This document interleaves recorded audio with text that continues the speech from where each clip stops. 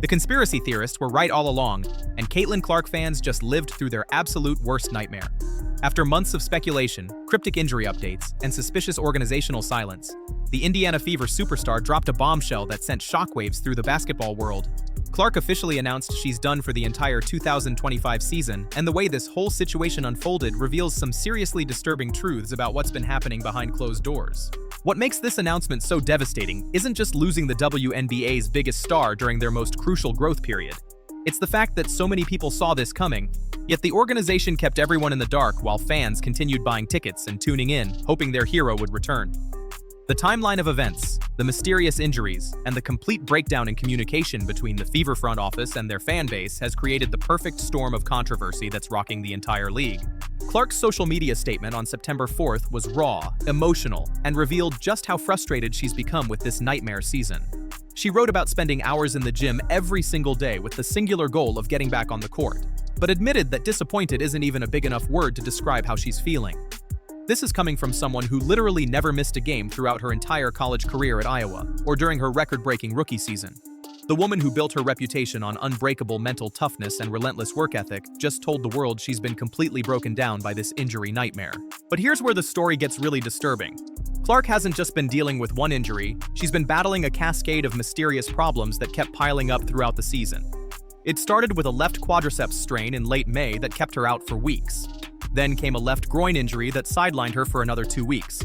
Just when fans thought she was getting healthy, she suffered a right groin injury on July 15th during the final minute of a win against Connecticut. That should have been the end of the injury list, but it wasn't.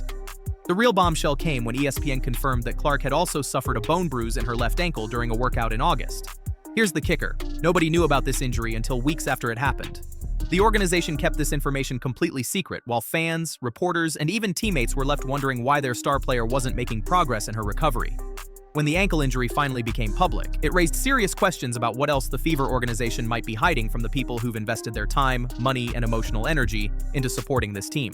This pattern of secrecy and poor communication has created a massive trust issue between the organization and their fan base. Multiple sources close to the team have suggested that the Fever knew Clark wasn't coming back weeks before they made it official, yet they continued letting fans believe there was hope. Coach Stephanie White's comments about needing to sit down after practice and have a meeting should have been the final red flag for anyone still holding on to optimism. When a coach starts talking about meetings to determine a player's future, that player isn't coming back. What makes this situation even more suspicious is how these injuries kept appearing out of nowhere. Clark was seen kicking a soccer ball during her rehab process, which gave fans hope that she was close to returning. Then suddenly, a bone bruise appears during a simple workout that nobody witnessed or reported until much later. The timing of these setbacks, combined with the organization's refusal to provide clear timelines or honest updates, has created the perfect breeding ground for conspiracy theories about what's really been happening.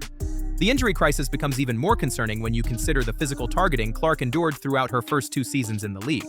The pattern of aggressive, borderline violent play against her has been well documented, from Dejounte Carrington's eye poke that sparked massive controversy to Chennedy Carter's body check that had fans calling for league intervention. While these incidents happened in previous seasons, they established a culture where Clark was treated more like a target than a player, potentially making her more vulnerable to the type of soft tissue injuries that have destroyed her 2025 campaign. The WNBA's handling of the physical play against Clark has been heavily criticized by fans, media members, and even former players who've watched their league's biggest star get knocked around game after game. Commissioner Kathy Engelbert's weak responses to obvious targeting incidents may have contributed to an environment where opposing players felt they could be extra physical with Clark without facing serious consequences. When you allow that kind of behavior to continue unchecked, injuries become inevitable. And now the league is paying the ultimate price. Beyond the physical incidents, there's been an undercurrent of jealousy and resentment toward Clark from some players and media members that's been impossible to ignore. Former WNBA star Sheryl Swoopes made false claims about Clark's shooting volume during her rookie season, while ESPN's Monica McNutt suggested Clark's popularity was primarily due to her being a white player from Middle America. These comments, combined with the All-Star voting controversy where players ranked Clark 9th among guards despite her massive impact on the league, reveal a toxic environment that may have contributed to the pressure and stress that ultimately broke down Clark's body. The Indiana Fever organization's handling of this entire situation has been an absolute disaster from every possible angle. General Manager Amber Cox's statement about Clark working hard but time not being on their side felt like damage control rather than honest communication. The fact that they waited until the final weeks of the season to officially rule Clark out, despite likely knowing her status much earlier, shows a complete disregard for their fanbase and a concerning prioritization of ticket sales over transparency. Coach Stephanie White's cryptic comments throughout Clark's absence only added fuel to the speculation fire. Her statements about wanting to see Clark in multiple practices before returning, while technically reasonable from a medical standpoint, came across as moving goalposts to fans who were desperately seeking concrete information. The disconnect between what the coaching staff was saying publicly and what was actually happening behind closed doors has created a credibility gap that may take years to repair. The ripple effects of Clark's absence have been absolutely devastating for the WNBA's growth trajectory. Television viewership dropped from an average of 1.2 million viewers when Clark was playing to just 440,000 viewers without her, representing a staggering decline that threatens the league's momentum during its most important period of expansion. The Fever's individual games, which regularly drew between 1.8 and 2.5 million viewers when Clark was healthy, have become afterthoughts in the national sports conversation. Attendance figures tell an even more dramatic story about Clark's impact on the league's financial health. The Fever had to move to larger venues to accommodate the massive crowds that came specifically to watch Clark play, with ticket prices doubling and sellouts increasing by 156% during her rookie season. Reports suggest that ticket sales plummeted immediately after news of Clark's extended absence became public, proving that a significant portion of the WNBA's new fan base is directly tied to one player rather than the league as a whole. The timing of this injury crisis couldn't have been worse for the WNBA's long-term prospects.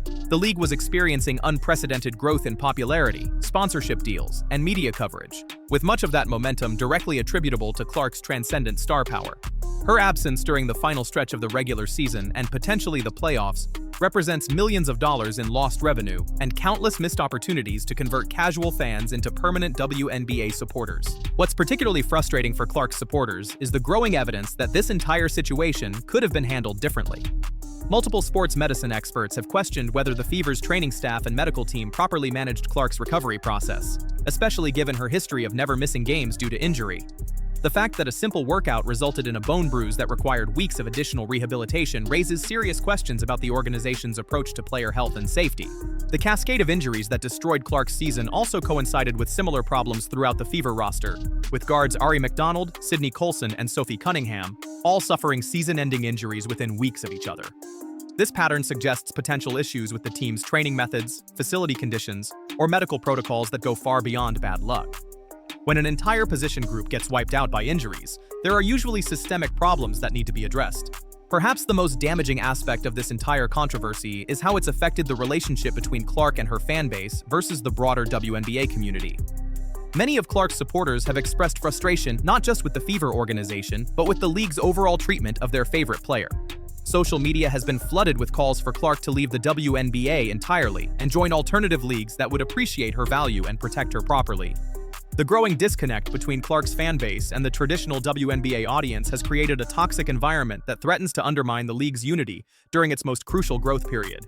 When fans of your biggest star are actively rooting against your organization and questioning your motives, you've created a crisis that goes far beyond wins and losses on the basketball court. Looking ahead to the 2026 season, the pressure on the Fever organization to get this right will be enormous. Clark's statement about looking forward to returning at full strength suggests she's still committed to the team and the league, but the trust that's been broken over the past few months won't be easily repaired. Fans will be watching every move the organization makes during the offseason, from medical staff changes to communication improvements to roster construction decisions. The broader WNBA will also need to address the systemic issues that contributed to this disaster if they want to maintain the momentum Clark helped create. The league's failure to protect its biggest star, both from physical targeting and from organizational mismanagement, has exposed serious weaknesses in their player development and retention strategies.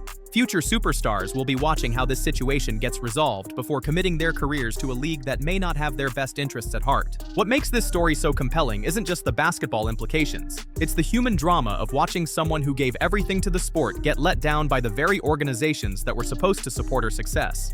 Clark's emotional statement about spending hours in the gym every day, only to watch her season slip away due to circumstances beyond her control, reveals the personal cost of this organizational failure.